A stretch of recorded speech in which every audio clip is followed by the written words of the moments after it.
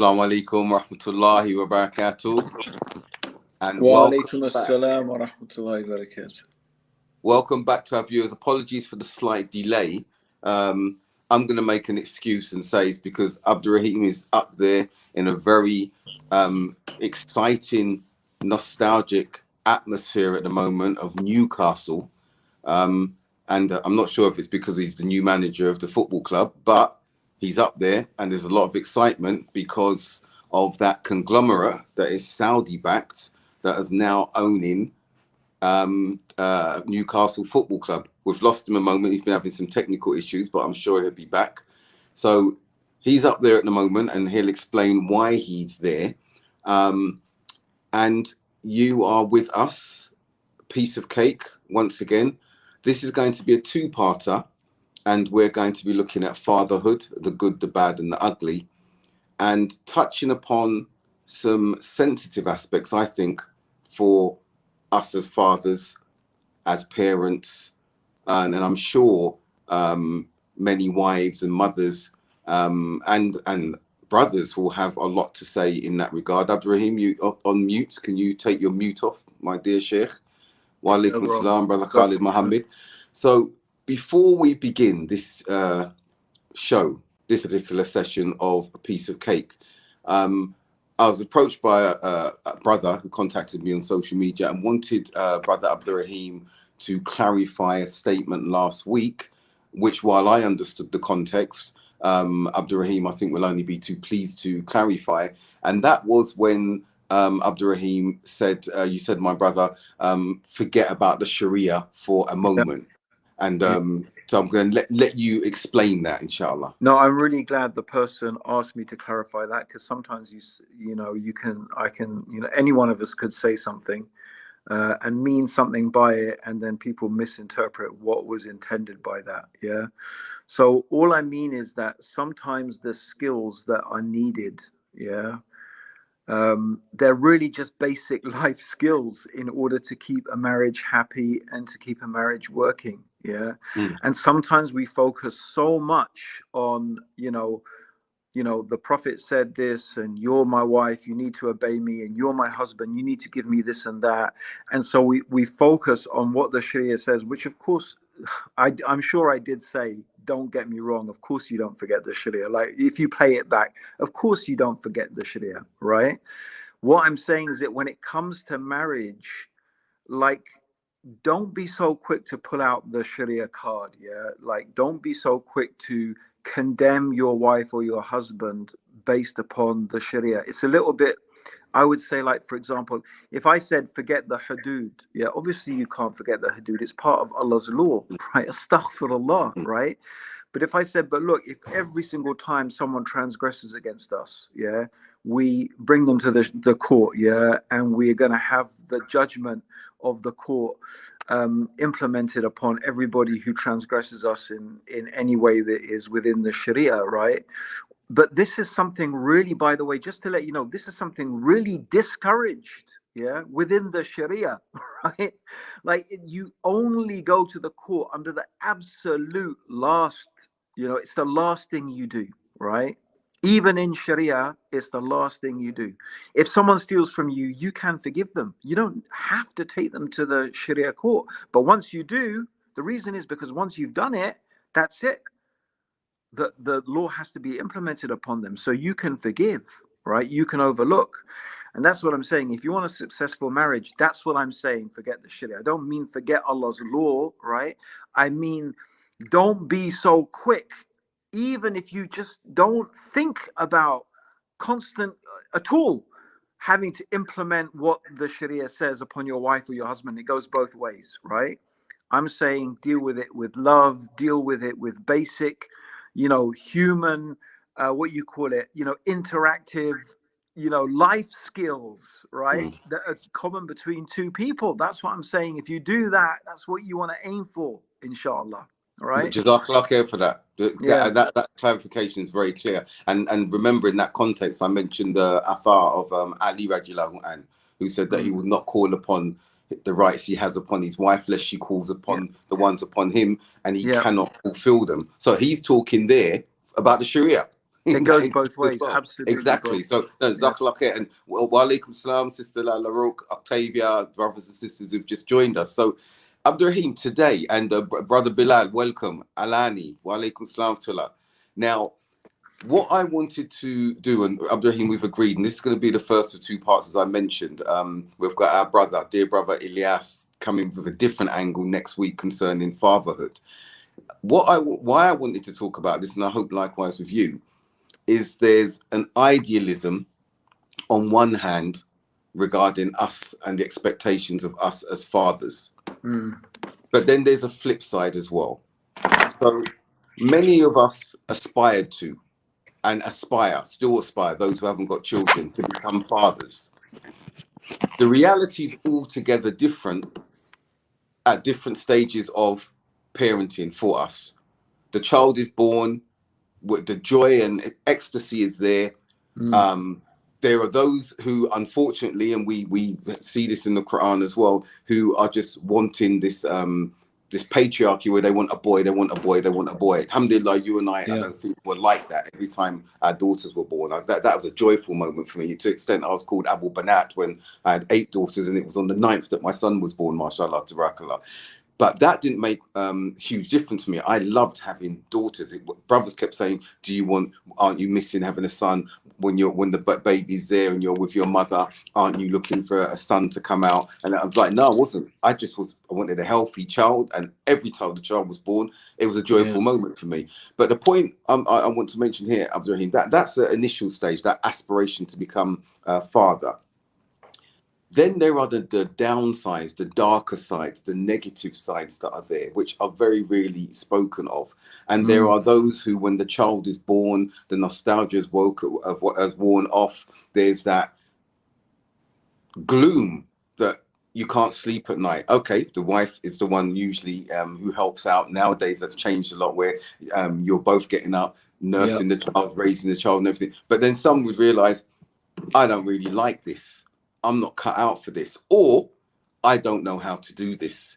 I have no experience. Those of us who come from single parent families, yes, we had our mothers there, but didn't have our fathers. So we don't know how to be fathers. And then let's say, irrespective of that, let's say you had your father there, but you get to a stage where, and I've learned something, I'm going to be very brutally honest, that you love all of your children, but you don't necessarily like all of them. As their characters grow, as they become young adults, or they're young adults, or whatever, you become more distant from them when you see that they don't appreciate or respect what you've done for them, and the striving and the hardship that you've done for them. So there are downsides, there are dark sides, there are negative sides that many do not talk about and keep quiet about in that instance. And we have stories in the Quran, Abdurraheem. We have what happened to, and I'm going to pass over to you shortly. I'm just setting the scene here. We have what happened with Yaqub alayhi salam, and what happened to his son, his favorite son, Yusuf alayhi salam, the story of Yusuf, and the way the brothers treated him and had the patience of Yaqub alayhi salam in that instance. We have Ibrahim with his father Azhar, and mashallah, we actually, so I'm throwing that all out there, Abdurraheem. There's so much to cover, but we usually just focus on, the fatherhood, flowery, and being a father and everything. But we only talk about the good, not the bad, and not the ugly. So here we are as fathers, throwing it out there that some fathers may have experienced and continue to experience some of the more negative aspects, if you like. MashaAllah, bro. I was just, sometimes I have to, it's interesting. Sometimes when we're having, we're doing our podcasts, sometimes it's like, when's he going to stop talking? I want to say something now. And then sometimes it's like, why are you stopping talking, bro? Keep talking. Because like you threw some really interesting things out there. And also, as always, it's just great to be able to have these conversations. I think sometimes, literally just having these conversations, and for someone to hear, oh my God, you mean I'm not the only one who feels like that? I'm not the only one who thinks that. So I'm not some sort of psychopath. like I'm just an ordinary human being, you know.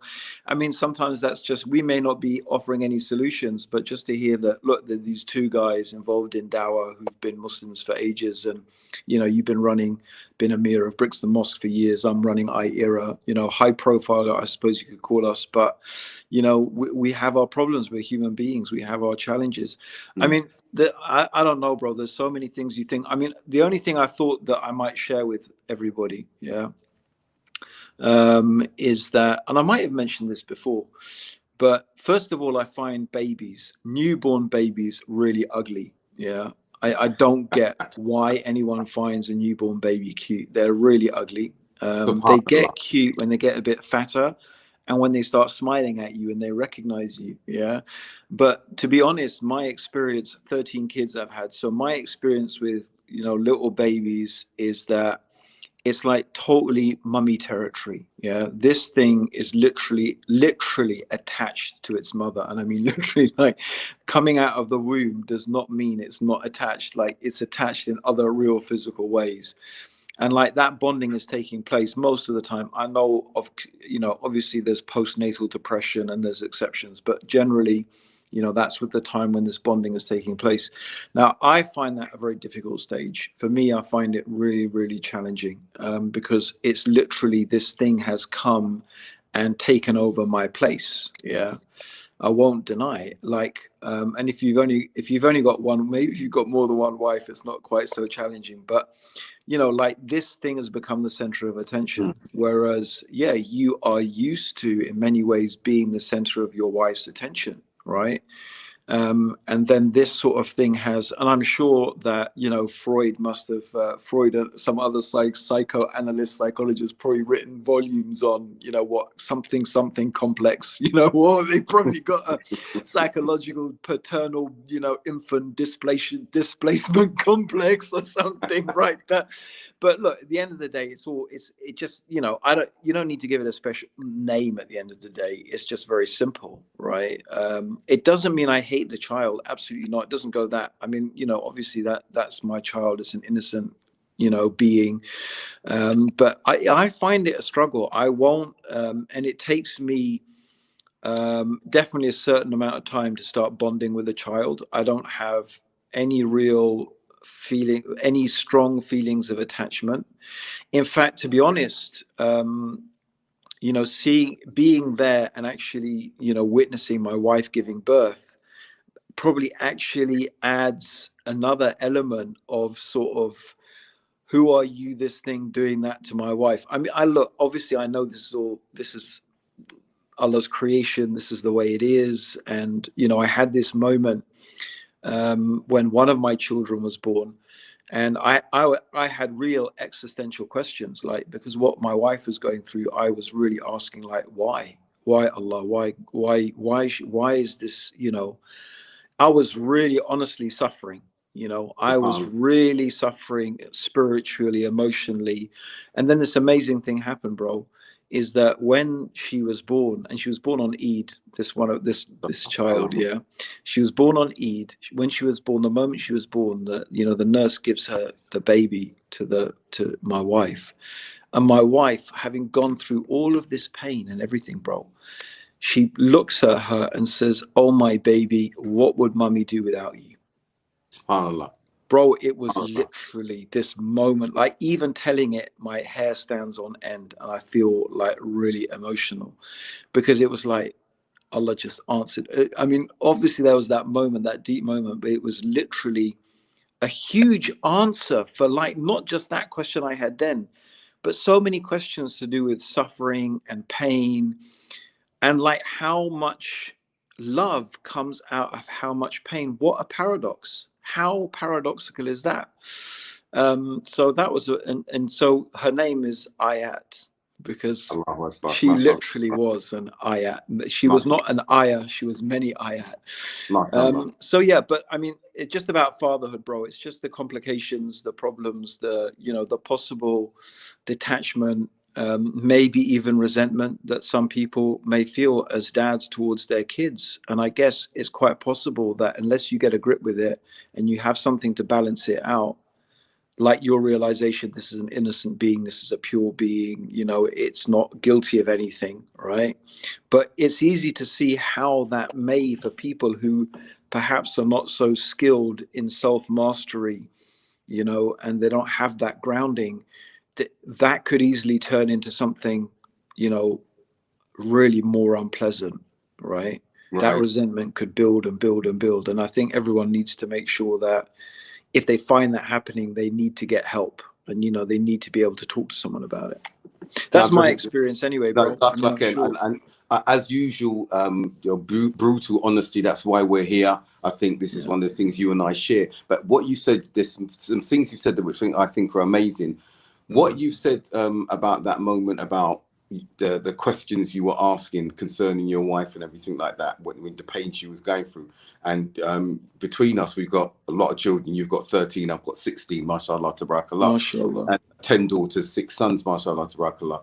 But what you said there, that still Bro, stands true now. That still stands, because, for example, now with my children, I say to them, you disrespect your mum, even my ex-wives. You disrespect your mum. Remember, I knew your mothers before you. They're my wives. You need to, my ex-wives, should I say, and I knew them before you. So how dare you disrespect them? How dare? And my children are shocked. They're like, but we're your children. Yeah, you're my children, but they were with me before you were even in existence. So do not even disrespect them in any way. So what you're saying at that early stage, when the baby is coming out, it's just about to be born, I'm still like that even now, even with my ex-wives. There's that attachment that was there, that it pre-existed the birth of my children. So, but what you're saying as well, I disagree with you, but I'm glad you said that, because it's a good point. I find newborns and everything beautiful, the vulnerability mashallah.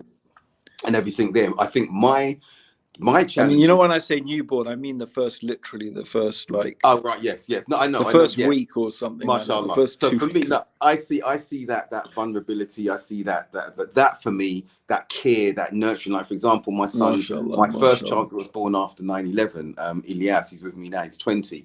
He was born 9 days afterwards, and I remember the Really, protectiveness. bro? 9 days Mashallah. after, yeah. So, and in Croydon, May Day. So we were really apprehensive about what would happen. We're so visibly Muslims. Some brothers waited downstairs at the entrance of the maternity ward. I was upstairs. Mashallah, the midwife was really, she could sense our nervousness. So she just said to my wife, "Don't worry, there'll be always someone here watching on the door," everything like that.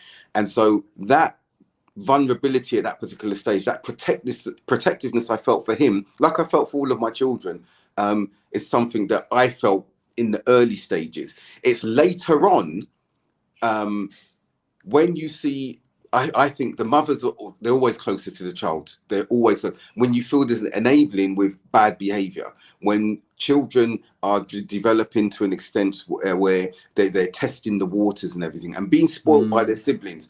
The real challenges for me, I'm a disciplinarian and I'm old school. That's me. And I say that honestly, I'm a disciplinarian in that particular instance. And there are particular rules, regulations, behavior that are unacceptable to me, Abdurraheem. And it might be African Caribbean cultural aspect, how we are.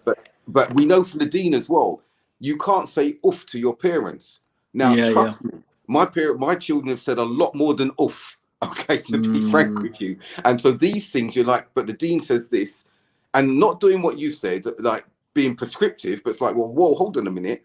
The younger the generations are, the more disrespectful they become on that occasion. But I would come back to you on that when it gets to a stage where there's resentment, you have to check yourself. What is this that you're feeling? But Abdurrahim, I'm going to throw this out there. How bad is that negativity when you know that Allah says to us in the Quran, among your wives and your children, there are enemies. So take them as enemies and beware of them. And I didn't understand that for a while until my children got older and I saw certain behaviors. Like, I understand this now. I understand who and how they can become enemies from points of Deen, from points of behavior, from points of many aspects. I think, one of the, I mean, that there's something I want to ask you as well, but let's just let's talk about that for a minute. I think one of the greatest, and to be honest, bro, this is a subject that to be honest, is one of the, like when you talk about, you could never talk about the topic of the ikhlas enough. Like if you could just keep on talking about it and it still wouldn't be enough. I think one of the big issues, and you and me are very familiar with this topic, is the whole topic of tribalism and asabiyah, of tribalism, and what a horrific disease it is. Right. And as the Prophet said, it's sallallahu alaihi wasallam, it's something that will never leave the ummah. It's always going to be. That's not an excuse for it, by the way. Just because the Prophet said it's always going to be there doesn't mean it's acceptable. That's right. But yeah, I think that's the fitna of children. The fitna of children, for me, the big fitna, is that you will overlook things in them that you should not overlook, and that you, even worse, how about if you support them in evil and wrongdoing? Right. And it's interesting to say about you being a disciplinarian. That's a very interesting topic of discussion, right? Because I think that it opens up this whole subject of, well, the whole topic, fatherhood, the good, the bad, and the ugly. And I guess what is maybe potentially ugly, I mean, you could, at least for someone looking at from the outside, is that responsibility that you have as a father, that you do. I mean, generally you are expected. I mean, funnily enough, in my house, it's my wife who is the disciplinarian. It's like literally I have to intervene sometimes, because like she could just take it too far. I mean, she was brought up in a household where she was beaten a lot as a girl as well. Like, I find that extraordinary, but that was what happened in our household. They were just beaten. I mean, mercilessly, right? I was only beaten by my dad once, right? And even then, when my dad was doing it, my brother literally came in. He was grabbing my dad's hand and telling him to stop it. But I tell you, by Ya Allah knows, I deserved that beating, right? I mean, he was restrained. Like, I deserved it. I was being a real idiot. But that's only once. I like my parents, never really raised their hands to me. I was not brought up in a household where that happened at all. In fact, to be honest, maybe my mum screamed at me a lot. My dad almost never, right? I mean, like, he would explode once in a while, and then calm down after. Like, I'm like that, really. But disciplinarian, definitely. My mum was. That's interesting, because my mum was more the disciplinarian than my dad. But both of them were relatively chilled, as you might expect from sort of liberal, middle class, white people. Just, think of the stereotype. Yep, it's not that far wrong, to be honest. But then obviously that's so important. But what do you think, bro, about the ugly side, from the point of view of the people looking at you and thinking, you are ugly, that discipline, why are you treating your children like that? How can you Good question. be so tough? That's a good question. From the outside, it's looking ugly, isn't it? No, even if your children get older and they're millennials and everything, they may think that. For me, Abdurraheem, I've questioned that, and I'd say to myself, but you use the term very interesting. Sometimes your father would explode, but he wouldn't smack you in that, but he would explode. Any parent who's exploding and losing their temper while they're disciplining their children in whatever way you want to call that discipline, verbal or physical, that's wrong, because they should never be losing their children. They should be focused, and that if you're disciplining your child out of anger, then you're wrong. Then it's wrong. If you're being disciplinarian where you're saying the child has to learn a particular lesson, or not learn a lesson, but it's something they know, because one thing I disagree with, when you discipline a child for something, or young man, young girl, for what they don't know what they've done wrong, that's incorrect. It's a repeated behavior. It's when it becomes when it's willful, when it becomes deliberate, and it can never be pretty. Okay, some call it tough love, everything. I was disciplined by my parents when I was raised with my mum. Eventually, or from the early stage, my mum was a disciplinarian. I don't regret that, and I know that many from the African Caribbean culture, discipline was something that was instilled. For me, if I hadn't been disciplined, Abdurraheem, I'd either be in jail now. I'd be dead now. I would be, because even though I did do things before I became a Muslim, I would have been far worse than was now. With parenting, or from what I learned, is that there had to be a parent that you not feared from discipline, but you respected the point that you knew you cannot go over the line. You cannot step over the line. But okay, so when you say a disciplinarian, bro, can we get like a bit more to the nitty gritty? So like, what is your way of dealing with, you know, a child who is clearly being rude? I know every child is different, obviously. I know that, but in general terms, what I'm trying to get at is a little bit more of the details of how would you, how can you say it? What's the literal practical steps? Give us an example, a scenario. Such and such did this and that. Okay, let's say how would you discipline them? What would you do? What punishments would you give them, if any? Right. So initially, there would be asking them, did they know what they were doing? Right. If they didn't, explain that to them.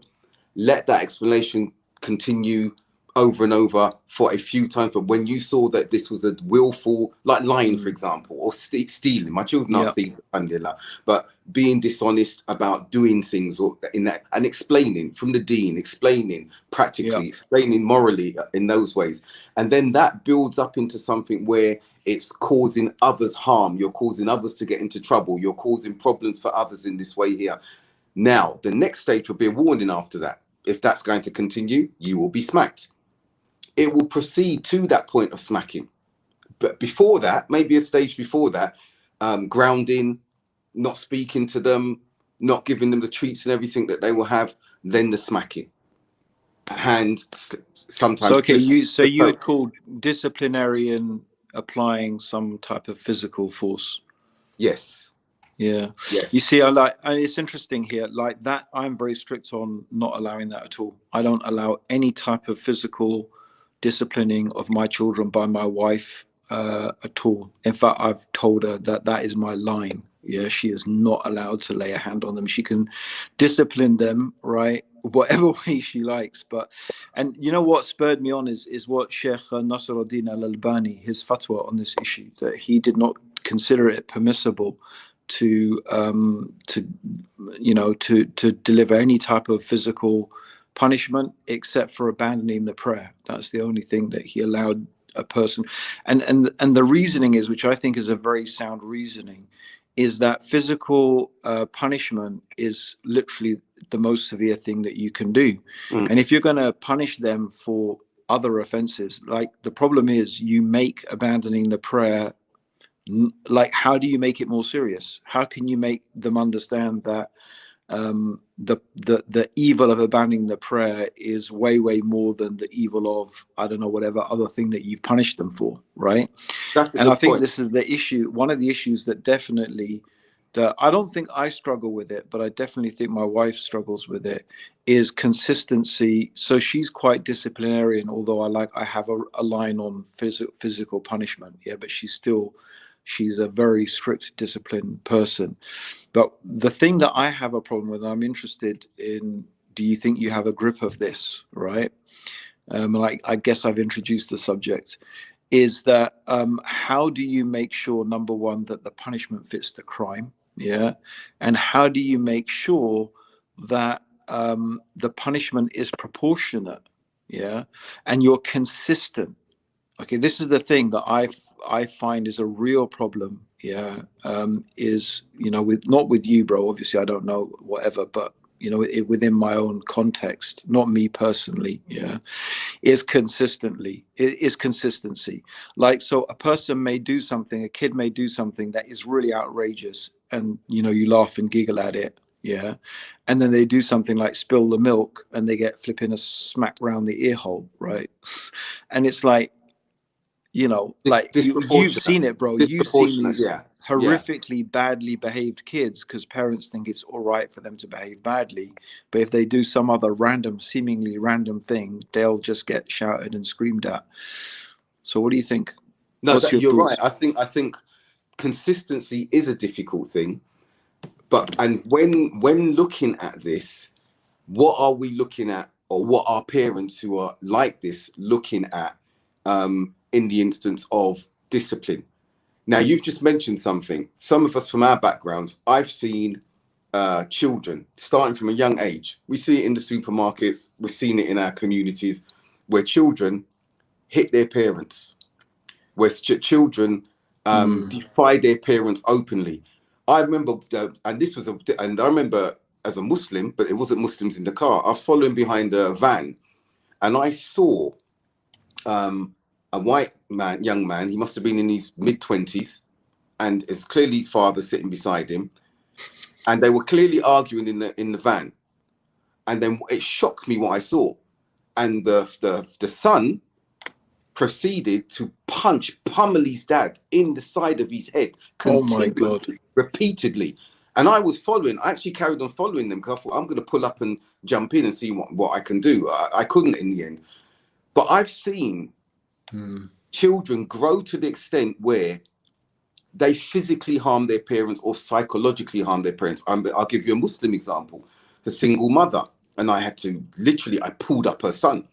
And she basically, he knew that she had a nervous disposition, and he was a teenager, and he started pretending that he kept seeing jinn in the house. So she was terrified. He's the only son.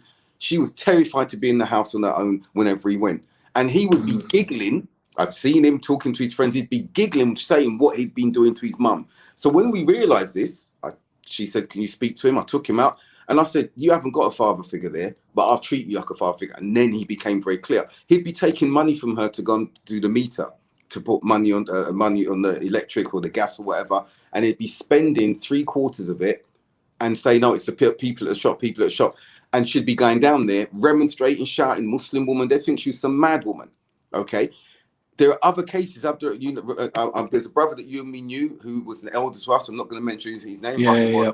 He actually asked me, he said, "Abdul Haqq, please, can you deal with one of my children?" I said, "What do you want me to do, Sheikh?" He said, "Discipline him." I said, "In what way?" He goes, "I'm too weak. I'm not well enough. Can you rough him up?" I said, "I'm not going to rough up somebody else's child." I've had brothers, have said to me, "Abdul, just put the willies up him," as we say, just because. Yeah. Put the fear of God, they say, isn't it? Because when we're away, they may be abroad, and when we're away, this individual's turned into a monster, and the mother can't handle him. So my thing is, Abdurraheem, it's a really difficult one to cause. But sorry, I'm not saying you. I'm not saying anyone, but to rub someone on their head and give them homeopathic tablets and say be good and play kumbaya or whatever, effectively, or the Muslim version of it and stuff like that it doesn't work with some children. And I'm going to touch upon something here, Abdurraheem, which even my children are like, "Whoa, how can you bring that?" But I want you to hear me really carefully on this. I often think, not that any of us are going to kill our children or do what the Quraysh used to do pre-Islam, but I often want to see a tafsir, an explanation in Surah Kaf of why, what was the character of that child that Khidr killed? What was the monstrosity of their behavior that Allah had revealed to Khidr, that this child will be a trial for the parents when they got older. Now, I want everyone to hear me really carefully, because some misunderstand, like, even my children, like, "What are you saying? You want to kill when you know you don't want to kill?" It's what were the characteristics of that child?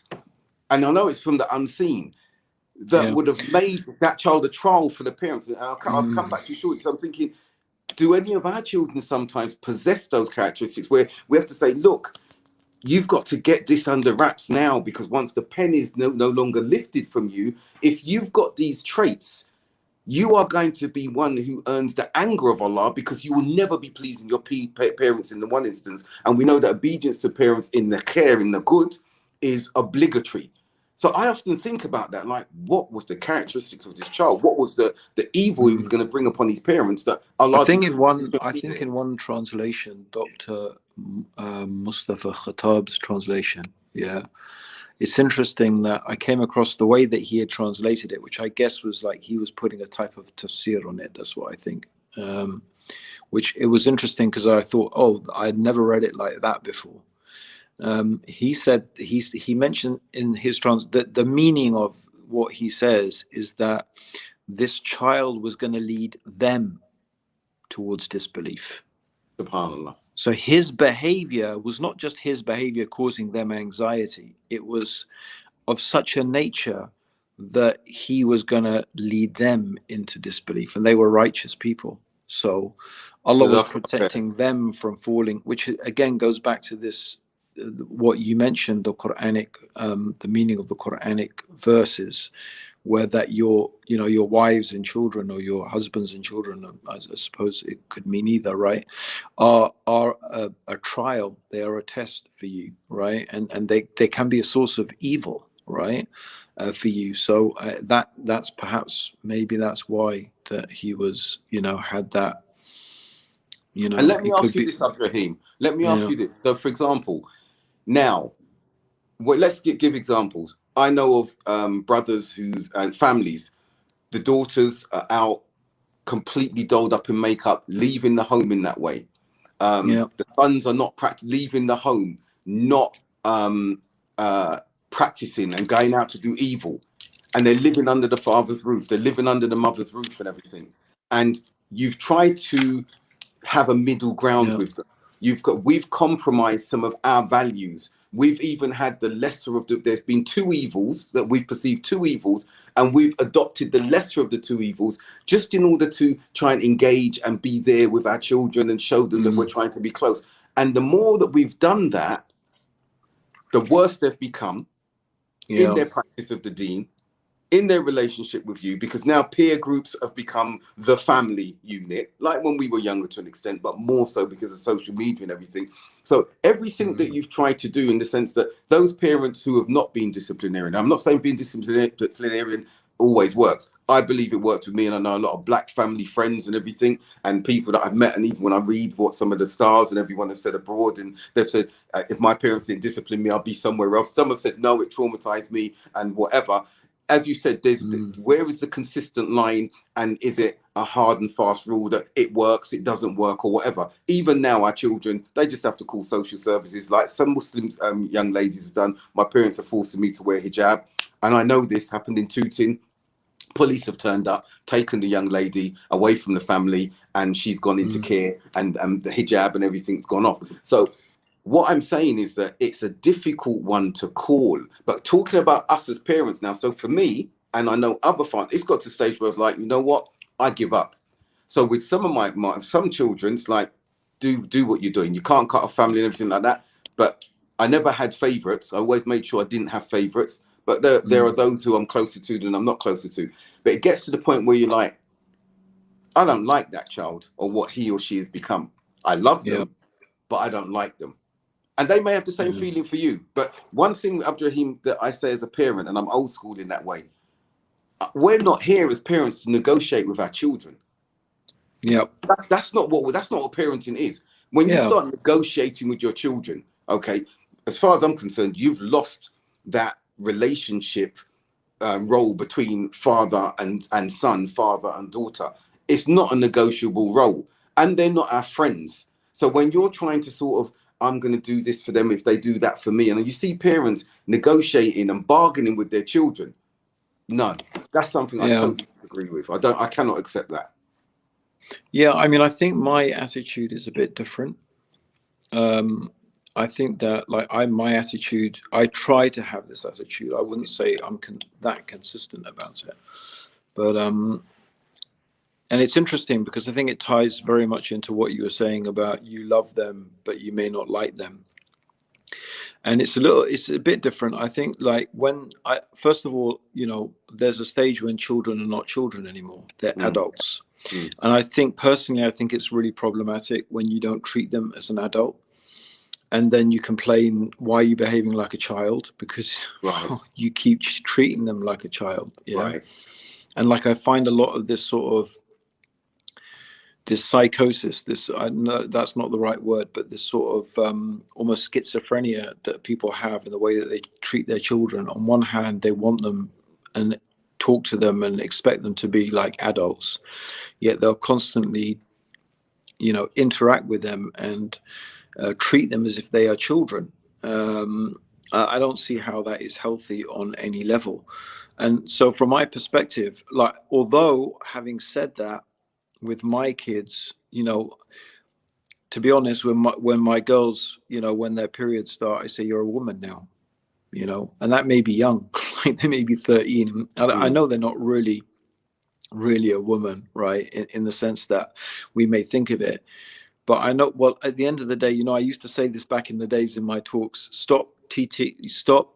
I said you should drop this term teenager, drop it.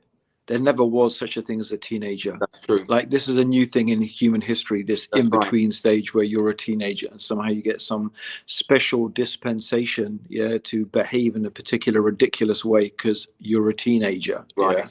And it's just a modern invention. There was a time when you were a child, and then when you reach puberty, you were an adult. And what marked that transition was an initiation ceremony. The Maasai men go out and kill a lion, right? Some people have to go and live out in the forest and the jungle. The women, perhaps they get separated and they have to live in a particular place for a certain amount of time. Whether it's men or women, they would go through certain ceremonies, and that would mark their transition. And then from that time on, they would work with the adults and get treated like an adult, and they would have to find their way within the adult world, right? Right. Right. They didn't have some special dispensation. And I'm still very much, that's really old school. Yeah. Like, if you want old school, this is really old school. But I fundamentally believe that. I think this whole teenage transition thing is wrong. It's dangerous. And it's I think it's actually a sort of really sick and sad thing that is a license for all sort of horrific behavior. Yeah. Right. So no, you're right. My attitude is that, but with that comes a thing what can I say is that, in a sense, they're not going to treat you like daddy anymore. Right. So that's the thing. So my interaction with them is more like an adult to an adult. And that's where the issue of friendship comes in, because if they're the sort of person I would like to have as a friend, I'll be friendly with them. And if they're not, guess what? I won't really be that friendly with them, because like, it's a reciprocal thing, isn't it? Right? If they're friendly with you, you're friendly with them. If they have certain behaviors and they have certain behavior patterns, you're going to feel an affinity. That's what we became Muslim for, bro. You know, the Prophet said, sallallahu alaihi wasallam, be careful who you take as your friends, because you will take your religion from your friends. And I guess that goes for your kids. But you're right, you'll always love them because they're your kids, and you're going to have some level of responsibility. And just by the way, see, the thing is that it doesn't mean they don't respect you as a parent, because that's, in a sense, a separate thing. Because from the point of view of what Islam teaches, they need to respect you as a parent because of what you've done for them, and that's part of their religious obligation, just like praying 5 times a day, right? And they need to know that. So with that however friendly you are with your kids, there's got to be a limit. That I say to my kids, wait a minute, look, I'm not trying to pull this on you, but don't forget I'm your dad, and that's not the appropriate way to behave with your father. Exactly. Right? Yeah. Right? That's not like, we could, yeah, that's true. We can be cool, we can whatever, but I'm still your father. And you don't talk to your father like that. You don't talk to your mother like that, because that can never go away. Right? Don't forget these things. So I guess that's my attitude, you know. I think I think they converge. What you're Yeah. saying, like my children, alhamdulillah, all of them virtually. Because your eldest is like 20, right? No, my oldest, 31. I'm a grandfather of four grandchildren. Yeah, so your eldest is, what was I going on about? 20, yeah, my oldest is 32, and no, because you said your first child was born on 9/11. No, my son born after 9. First child born after 9. Yeah. Okay, not your first. Sorry, bro. Born after I was sitting there thinking to myself, I'm sure Abdul had kids before 9/11. Yeah. I was thinking, no. All right, my first whatever. If you say so, bro. I just so alhamdulillah, my first child after 9/11, I was speaking out was So your eldest is, you see, 30, bro, is like, that's a grown up. And he's a dad. She's a mum, right? Beautiful mother, beautiful daughter. Yeah, she's my firstborn, mashallah. So for me, yes, all of what you're saying. Don't get me wrong. When I say not being friends, I've got some very good relationships with a number of my children, and the greater proportion of them. What I'm saying, though, is, as you said, exactly, you've summed it up quite correctly. Friendship, but they've got to know the parameters of that friendship. You're not their peer, who they treat differently to how they behave with you as a parent. Also, getting friends. We've got friends. We always bounce off our friends, how they're getting on, what experiences they have, and everything like that. But then no one can, your children can't make you into their friend's father, and vice versa. What do I mean by that? They can't try and transpose characteristics of their friends' parents onto you. Not that that's happened to me. I don't think it's happened to you. But some in children think that this is what my ideal father should look like. And if he's not that, then I've got an issue. He's not this, he's not that. Now, you could have done the world for them. You could have given them the world. And I suppose that's part of them growing up and experiencing things. Like a number of my children, my sons particularly, when they went out into the world, they contacted me now, Dad, we understand now. Can you guide us in this, or can you remind us of this? And that's part of the growing up process. And I appreciate that. I really do appreciate that. I think what you said about the teenage phase is something that is a lesson, and I agree with that entirely. That's a lesson for us all, because as Octavia has highlighted, that is a time period, an excuse for them, like you've said, to do horrendous behavior. I know I was a monster when I was a teenager. I could be a charming one at that, but I was like, I'm a teenager, I can do what the hell I want. And as with the background and socio-cultural background I come from, you just got to look in South London, the killings, the stabbings, everything that's going on. That was a culture we came from in the name of being teenagers, and destructive in that way. So I think moving it on, Abdurraheem, let's be honest, and I have to look inwardly, and I think a lot of us have to look retrospectively as well, and inwardly, reflectively, should I say, how much of our own childhood and the way we were raised by our fathers, if our fathers were present, has affected how we parent subconsciously. And sometimes I think to myself, when I'm being a particular way with my children, I've been stern with them, I'm like, my mum and dad divorced when I was young, when I was about 8, 9 years old. And he left the country when I was 13. But I suddenly start feeling, oh my gosh, am I turning into my dad? Because I wasn't very close with my father. Okay, I wasn't close with him. When he died, and he was in the UK when he passed away, and I was by his deathbed, moments before he died and everything. We weren't close. It wasn't something.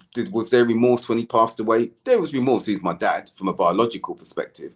There was remorse that we could have been closer if our relationship had been better, as close as he was to my younger brothers from his last marriage, and my older brother. I was the middle child, black sheep of the family, still am now. So all of that. But so for me, I started looking at things and saying, am I adopting, even with my mum? Because my mum was a disciplinarian, but she's very warm, she's loving, she still is now and everything, but she was quite strict. And sometimes I hear echoes, something comes out and like, I sound like my mum. I'm being as strict as my mother. I'm being as strict as my father. And does that make me feel happy?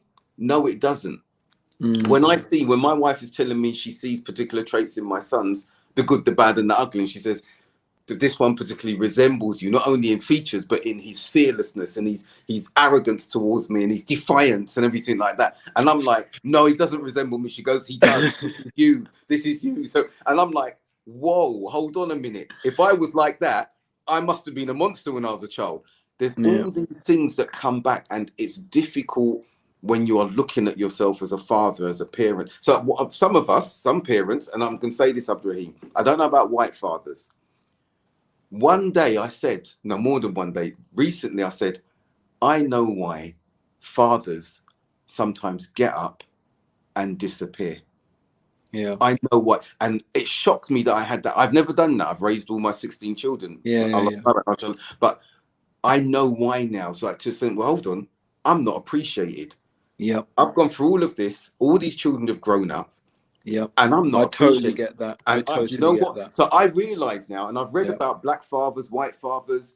I don't know about the South Asian community, but they've got up and they've just disappeared. That's it. I'm gone. And they don't give an explanation, but they've left a seemingly good home. I mean, I to be honest, bro, I go through that thought goes through my mind a lot. And it really does. It really does. Like I sort of said it, used to joke about it, but I think it's one of those things that's probably true. If like I hadn't become Muslim, I probably would have been a beach bum. you know, like literally, you know, hanging out on the beach, surfing, windsurfing, you know, whatever, just like living what people think is the best life, but it's actually just a trashy life. But at the same time, it's this life like lacking any real responsibilities and just literally indulging in, you know, the pleasures that this world has to offer. So like, you know, the commitment that comes with fatherhood and the commitment that comes with marriage, it doesn't come necessarily that naturally to me. And to be honest, I mean, I wish I could be more like my dad. Yeah. As a father, yeah. Well, I'm alhamdulillah became Muslim, but like I always often say that the only thing I can think about my, you know, my parents, that was, if I was going to say there was something wrong with them, it was just that they weren't Muslim. I mean, they parented me really, really well. And considering, you know, what I went through and how they dealt with it, I look back on it and I think they managed it. They managed me amazingly. They parented me really, really well.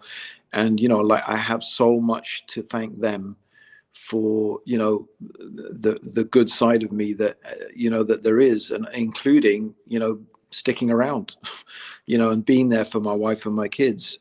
My very strong tendency is like, and I think my wife knows it, that's why she sort of lets me go out mountain biking and do things and go on my dawah trips, and you know, I have to have these adventures in my life, you know.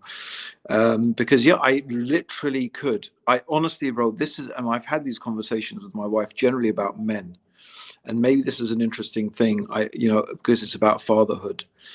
That yeah, men can do that. They can literally just. I think anyone can, but maybe particularly men can just literally walk out and not look back. And I could literally. I know this is. It sounds horrific, and my kids, I'm sure I've told them, they would just like they're horrified.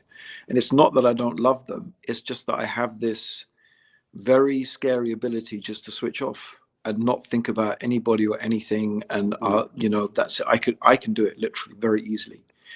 And it's interesting, my wife said, I think men have to be able to do that because men are the ones who have to go out and fight wars. And if they're thinking about all the time their kids and their families, how would they ever be able to go and fight a single battle? How would they be able to go and leave their families and go and fight wars? Because that's what men have been doing most of human history, right? So you have to have some ability just to sort of switch and just be in a different place, a different mode, a different zone, you know? Yeah. And I guess a lot of men come back from Octavia's these wars and they're just stuck in that zone. They don't know how exactly. to switch back again. Octavia's disagreeing with us, and I think Octavia, yeah, no, I'm great. You need to look, Octavia, our proffer, that you need to look from outside the paradigm that you're Yeah, looking Octavia, at. we're not saying, sorry to interrupt, bro. Octavia, don't get us wrong. We're not blaming the children. Yeah, we're just That's talking right. about the psychology of the man. Yeah, it doesn't. Yeah, it's not the children's fault. It's just how the man's brain can work. Like, you know, people may say women are a mystery and you can't understand them. Well, I think men's, if you look at it, it's not that hard to understand. We're just telling you how men Think. their brains are. Yeah, Yeah. yeah. And it's not That's about all, being strong. Octavia. That's not about being stronger or better than that. It's so at the end of the day, Octavia, with women, mothers, they deserved respect. The dean says that 3 times the rights the mother has over the father, as we mentioned Yeah. last week, and that's drummed in. Paradise lies at the feet of the mother, and all of this, it's drummed in and everything. With the father, it should be a given. Yeah, the child may think they're to blame, but the Yeah, child may think they're Octavia's to right. blame for she's right in that instance. But the point Yeah. is this. Okay, I when think she's right in saying it's a weakness. It's a weak man. It's true. I agree with her. It is a weakness. Yeah, it is. That's what you're because basically when you do that, most of the time you're just giving in to your whims. You're giving in to your desires. You're just not taking the responsibility. so okay, let me ask this, Abdurraheem, on that. So Yeah. we have the mothers talking about mental health, well-being, needing space, and everything like that. So that the father can't have that particular feeling that. Well, hold on a minute. When the wife is unappreciated, you hear everything about it. When the mother is unappreciated, you hear everything about it. So a father can't feel that way. Okay, Yeah, and he if he can. I articulates, think that's a good point. You need to re-emphasize that point, bro. yeah, he articulates it. Yeah. It falls on deaf ears. It falls on deaf ears of the wife.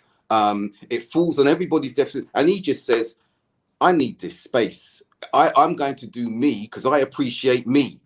and he's weak. But Abdul Haq, wouldn't we say that, like I would always say, like I say to my wife, my kids, and myself, that's why we need to do things for the sake of Allah, not because I want appreciation. You're a good father because Islam teaches you to be a good father, and Allah will reward you for that. If your kids never show appreciation for it, it doesn't matter, because Allah will show you appreciation. Allah will reward you. And that's, again, the benefit of being a Muslim. I say that to my wife about being a wife. Yeah. You know, do things, don't expect me to appreciate it. Like I should do, you're right, I should. It's wrong if a man doesn't appreciate things for his wife, but don't expect it. Expect your reward from Allah. Do it for the sake of Allah, and you'll find actually that's so much better, because everybody will let you down. This is just the biggest fact. If you haven't understood this in life, your tests are going to keep coming until you understand it. There's one thing you need to understand in life. Everyone will let you down. Every human being. It doesn't matter who they are. Your mum, your dad, your kids, your dearest, the nearest, the most. Everyone. The only one who never lets you down, who never breaks his promise, who is true to everything that he says, is Allah. That's the simple fact. Absolutely. And that's the reality. Your kids will let you down. So, like, I think it's a methodological mistake, and it's a mistake in ikhlas to really, you shouldn't be a good dad expecting gratitude from your kids. However, we know that being grateful to the creation is part of being grateful to Allah. And so what is painful is when children are ungrateful to their parent, whether it's the mother or the father. What should really pain us as Muslims is that is something that is displeasing to Allah, and that will only make them more distant from Allah, right? But we shouldn't take it personally. To be honest, bro, I'm way too busy in my life, and I got too much to do to care about whether my kids are grateful to live. The point is a good point, and I think that's the key. You've hit the key at this stage. That the disappointment, the upset, is when you see that detachment from Allah, and that's all you've tried to raise and inculcate in them. So when you see that, as I said, coming back to it, when you see the daughter without hijab, when you see, and it's not just, I'm not talking about myself, I'm talking about, I've seen brothers and fathers and how bereft they are, because you've done all of this to nurture and inculcate them in them. So the daughter's not wearing hijab when she goes out of the home. We know the hadith about the veil being removed between her and Allah, wearing makeup, dressing in a way that is not pleasing to Allah. The son is behaving in a particular way when he's going out of the home, and you're witnessing that out of you. So your disappointment and your upset is not for yourself, and we're not trying to live our ideal self through our children. And parents who do that are wrong. You should not try and juxtapose or transpose what you wanted in your own life onto your children. Any parent doing that has to press the reset button and re-examine why they're parents. But when you see that your children, not that they're not practicing the deen as you are, but they're not even looking at the rudimentary understandings and everything, because they're seeking an altogether different reality. But Abdurraheem, what I would say, this has been good. This is another good topic. Like next week we got a part 2. But the point I want to highlight here, Abdurraheem, Abdurraheem, what is a good father? Now, I'll be frank. For me, that's something. I don't think I'm a bad father. I don't think I'm a brilliant father either. If I'm being honest, I'm judging myself. I don't think I'm a bad father. Some would say you are, because you're a disciplinarian. I don't think I'm the most perfect father. Others would say, who know me and some of my children, look at what you've done for your children. What is a good father? I think a good father is when your kids say that you're a good father. That's all. What if that's sort of it at the end. What of the if day. they split down if the your middle? Kids thought you were a good dad, then that's a pretty good indication that you're a good dad. What if you've got 3/4 saying you're good and a quarter saying that you're not? Yeah, I think it's still pretty. It's that pretty quarter sure you you're have to a pay good attention dad. to. You've got to pay attention to that quarter. I think you got over 50% saying you're a good dad. You're a good dad. Like, if no one's saying you're a good dad, you're a bad dad, pretty much. But I mean, look, with you and me, we've got large numbers of kids. A lot of people have only got 1 or 2 kids, so it's a different category of measurement. If your kids are just, sometimes they're just literally ungrateful brats, and that's it. And shaitan has taken them astray, and it doesn't matter. Like you said, you've done everything for them, and they treat you like rubbish. That doesn't mean you're a bad dad. I'm not sure you can measure it, because at the end of the day, I think you shouldn't measure it. You shouldn't try to measure it by the results, because No. what you have to recognize, what everyone has to recognize, is that there will come a time when your child is a fully independent human being that will make their own conscious decisions based upon their exercising their free will, right? You are not responsible for that. You can That's put right. everything into them. You are not responsible for that. They have made their own decisions. Otherwise, free will and choice wouldn't mean anything. We could just turn our kids into Ottomans and robots. We just put in the program, we get out the result. But human beings are not like that. They're not supposed to be like that. That's it. That's the whole meaning of agency. Yeah. Yeah. So, you know, we can see, look at Nuh alayhi salam. Who is better than Nuh? Yeah, his son didn't want to listen to his dad. No, I'm going to swim to that mountain. You know, is Nuh to blame? Was he a No. bad dad? Very Astaghfirullah. true. Very true. And then Absolutely when we look not. at Yaqub as well, what Yaqub's children did, Yes. and they're like, Look our at children that. haven't done that. But then look at the outcome at the end. From Yeah. them came Al Asbat, when they came back to their father repentant and to Allah first and foremost. And we see the ayah in Surah Al Baqarah when he said, "Who are you going to worship after I'm gone?" on his deathbed. And they said, "We're going to worship the Lord of And our that's father." it, bro. You Yeah. hit the So nail on the head. The that ultimate, is the it. ultimate thing is, the bottom line is, just like everything else, you know, you got to give dawah to your kids. You got to invite them to Tawheed. You got to invite them to Allah. You've got to give them all of those opportunities to connect with Allah, right? And I guess that's got to be the most important thing. When you see a glimmer of something that may be shirk, you correct it. You see, that's the thing, right? We'll make a big deal about a whole bunch of things, but someone says something that is shirky or does something that has that, and it's just like, yeah, whatever. We don't even give it a time of day, you know. SubhanAllah. So I think that the key, like, we always have to remember, that's the most important thing. To be honest, when it comes to things like hijab and these things, for me, these are relatively, compared to the issue of tawheed and shirk, they're not that big in the scale. Right. And I can totally understand a girl, or, you know, in this day and age, who's going to really struggle, where I don't think dads should beat themselves up about that. Honestly, I don't beat myself up about it with my daughters. Yeah, some of them do. Some of them it's very iffy hijab, yeah, and you know, we advise them, what can you do? I understand the struggle, like, the struggle is real, and that's not a joke. That really is real. Right.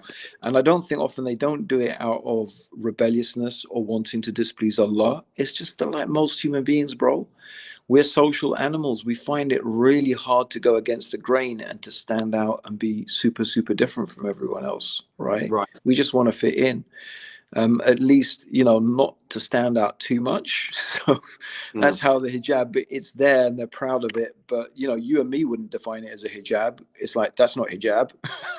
But, you know, at least they're doing something. Yeah. And And for it's more them, than the head covering. That's Abdurraheem. The yeah, of hijab is more, course it is, bro. it's the Like, state of the heart. listen, let's And not get into yeah, that topic. But that's the right. point that Yeah, I'm trying to yeah. say, bro, is I understand where their struggle comes from. And I don't think you or any other Muslim dad, especially from our generation and group of people who have tried really hard to bring them up a certain way, we should not beat ourselves up too much and think that, like, don't think too bad of your kids either. That's the other thing I'm trying to say, is because they struggle with something. Don't make it too, if they started worshipping idols, or they, you know, astaghfirullah, they followed another religion or became atheist, or even that, to be honest, even that, I would say, don't beat yourself up. Like, it's not your, like, they, like, it goes back to what I said, they have agency, they have free will, they're going to make their choices. You've done your best. The only question you have to ask yourself, and this is what I would ask a lot of Muslim parents, and I have been, bro. You and me, we've been asking these questions and getting parents to ask these questions since we started our dawah, right? Is, are you really raising your children with the values of Islam? You know, that's the real question. Are you really? Because, bro, it's not so long ago when we were facing a different problem. We had kids, girls who wanted to wear hijab, and parents who were taking them off and ripping them up and That's tearing right. them up. That's right. I remember And those then days. those same parents come along crying to us saying, oh, our daughter treats us like this and treats us like that and wants to put us in an old age home. Oh, really? Right. Surprise, Right. surprise.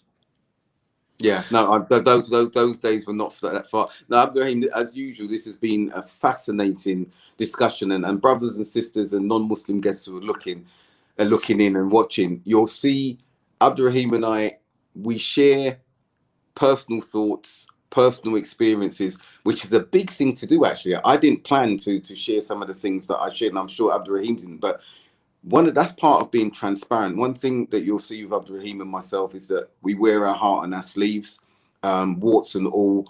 We correct each other. You see us disagreeing in the show. We've got a lot of love for each other for the sake of Allah, mashallah, tabarakallah.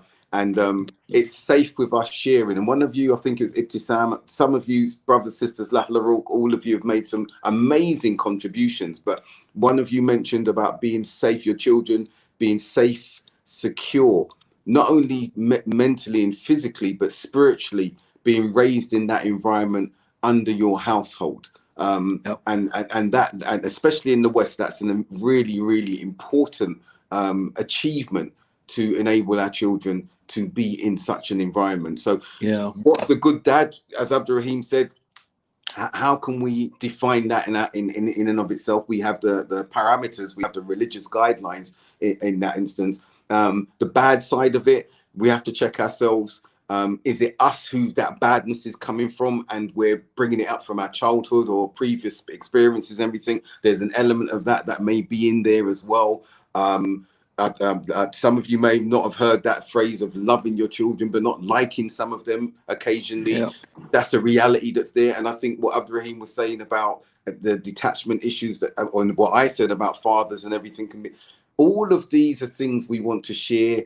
And for the sisters who are wives, who are mothers raising sons who are going to marry one day, if this show can help in any way, just to lay it out there, then I hope we've achieved that. And there's going to be a part two. Ilyas is an expert in some areas of parenting, fatherhood that he looks at in this field. And John Fontaine, John, you always come with these gems of questions, and maybe you should come on the show yourself. What advice would you give to your younger self in the early stages of fatherhood? That's a fantastic classic question. podcaster's question, bro, isn't it? Yeah, that's right. So I will summarize it in this way, and I'll let Abdurraheem conclude on that.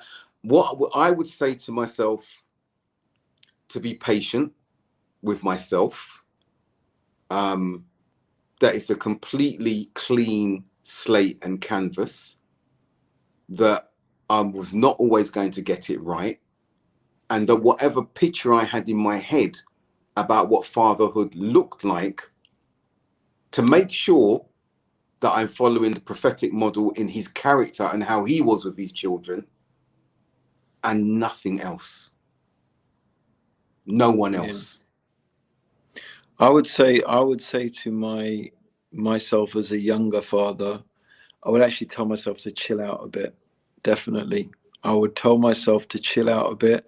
I'm a better father now. It would be disaster. I mean, what sort of thing? Like, what if you're 13 kids later and you're not a better father? What the hell, right? Have you learned nothing?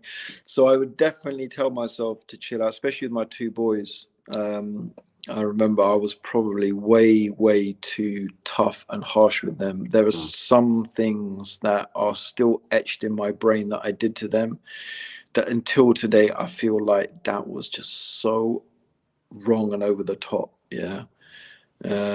So that's probably, I'd just say, just chill a bit, but I was really young, and they took the brunt of it. And girls soften you up as well. So yeah, that's it really, bro.